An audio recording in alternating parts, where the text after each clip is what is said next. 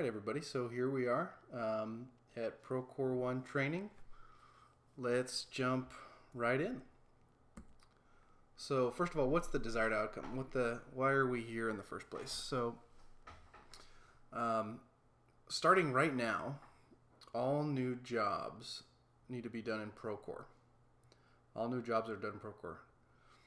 And all new jobs have a project team. And all new jobs are done using the best practices checklist. So we're going to go through those three things.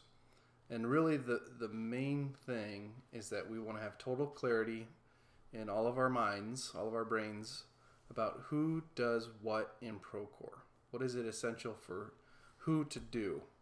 Who needs to do what in Procore? And that's all outlined in the best practices checklist. So real quick, this is a webinar, so there's just a couple quick ground rules. First, no sidebar conversations. Two, no multitasking. So I'm sure that no one is checking their email right now or anything like that. But so really we don't even need to have that rule. But okay, that was a bad joke. Next, save questions for the breaks. So everyone's muted right now, but we will take breaks and you can ask questions then. And then last is identify yourself before you speak. So just say, hey, this is John. Here's my question. So those are ground rules. Okay, training summary. So what the heck is even going on here? Everyone is assigned, here's the deal. Everyone is assigned to a practice project. So we're going to learn by doing here. Every project has 4 roles, okay? A design project manager, a project manager, a superintendent, and a coordinator.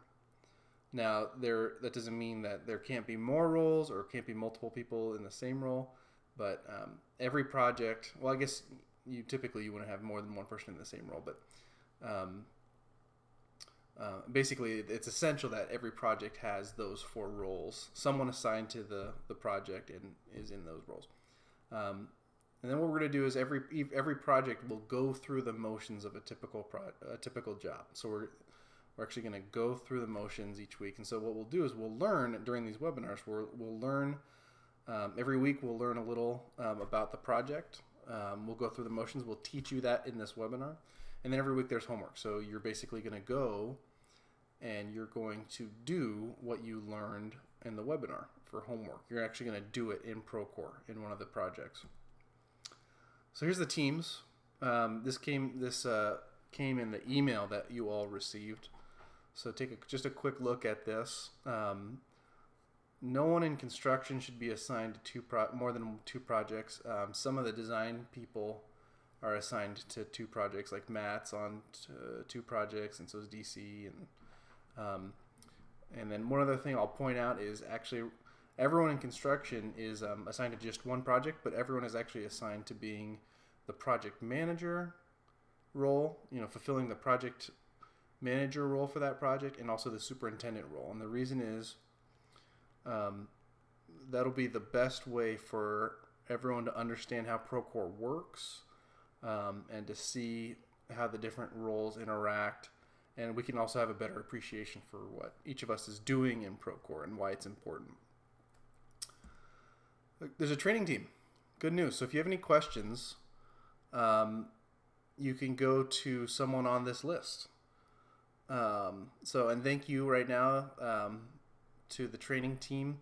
Lily's out this week, but she'll be back next week. I talked with her and she said that she really wanted to be on this team, so she's going to be here next week. So if you have any questions starting next week, you can go to Lily.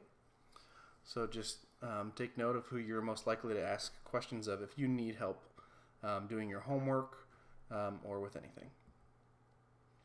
So here we are. We're getting ready for week 1, and what we're going to learn, we're going to demonstrate right now is how to create a new project.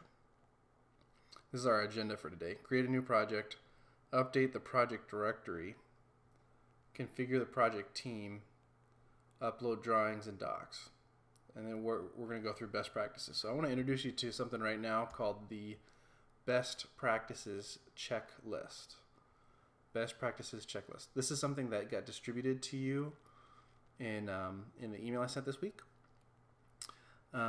So this is basically the checklist you're going to need for doing your homework.